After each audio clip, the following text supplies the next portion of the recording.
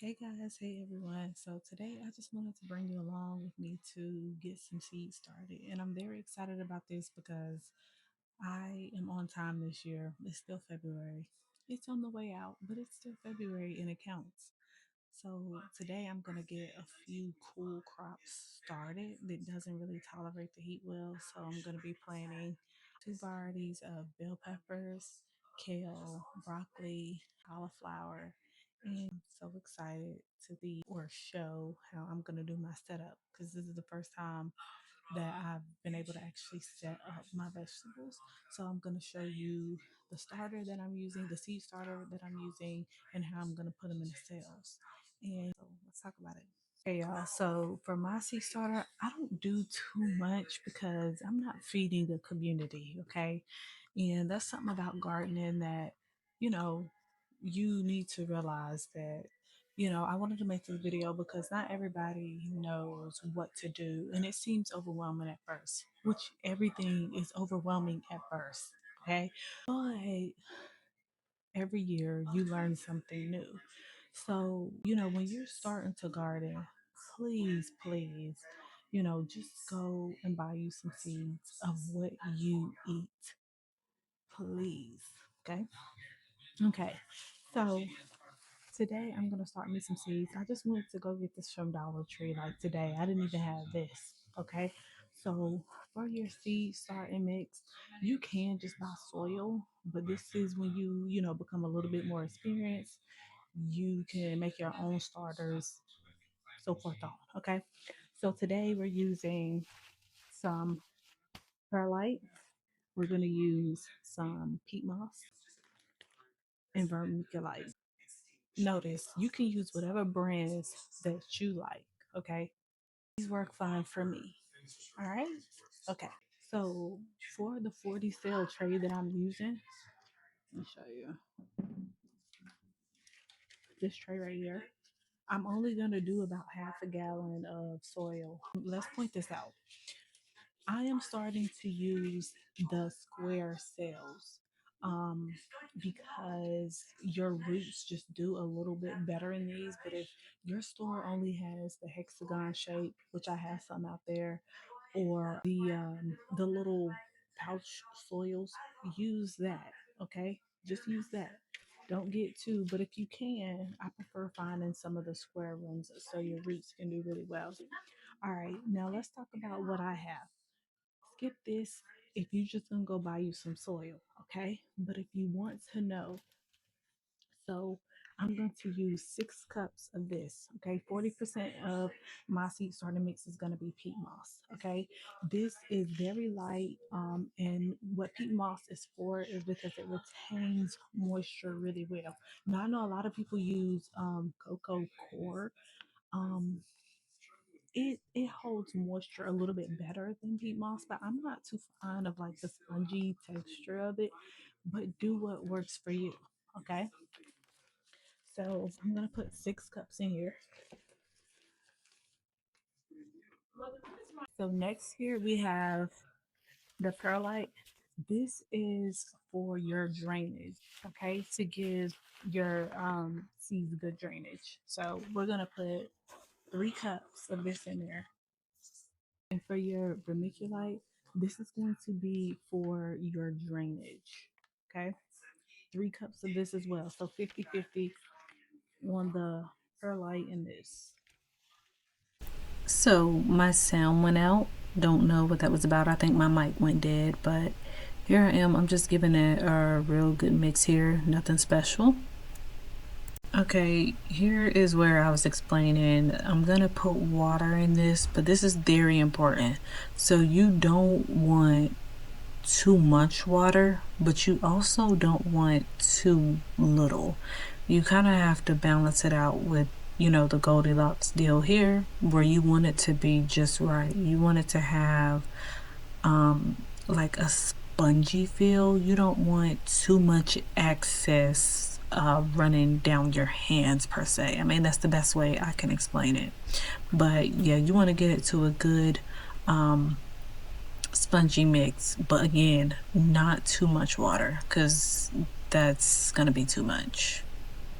Okay, so now that I got that all mixed up and I got it the perfect consistency, I'm just going to fill in my trays here. I kind of just start from the middle and I kind of, smear it on as if I was decorating the cake. So that's kind of easy peasy.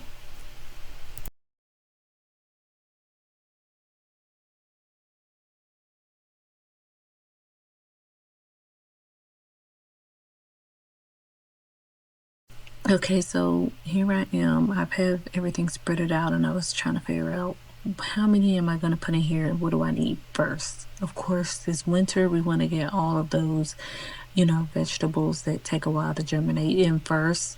I wanted to talk about this chocolate beauty pepper that I got from my gardener, which I've been so excited to try. It's so beautiful. I'm also going to be trying a golden California pepper that's a yellow color from them as well. And yeah, so I am just figuring out how I want to do this. Now these are going into my raised bed. I did plan exactly how. All right, now this right here, y'all, I was gonna put these in here. You know what? Broccoli. Excuse me, they're going into this is broccoli, possibly and my I'm talking big container, not my raised bed. But most of the other things that I'm planting here, okay, I'm definitely putting in my raised bed. So you want to do at minimum 2, okay, at minimum 2, but 2 to 3 per cell. Okay, you want to put 2 to 3 per cell, and you see how tiny these are. Sometimes you can just drop them all everywhere, to be honest, especially if you're doing a whole tray. But yeah, you want to make sure that just in case you have any germination issues with one is stronger than the other, when it comes time to thin, you'll have your strongest broccoli plant there. So yeah, here I am. I'm just taking my time and I'm putting these seeds in, being very careful. Also at the end, sometimes it depends on how I'm feeling. I may just push them in there really gently, especially if they're really small like this, okay? But your pepper seeds that are a bit bigger, you may want to, just take some more soil and just cover them up just a little bit or press them down, your preference.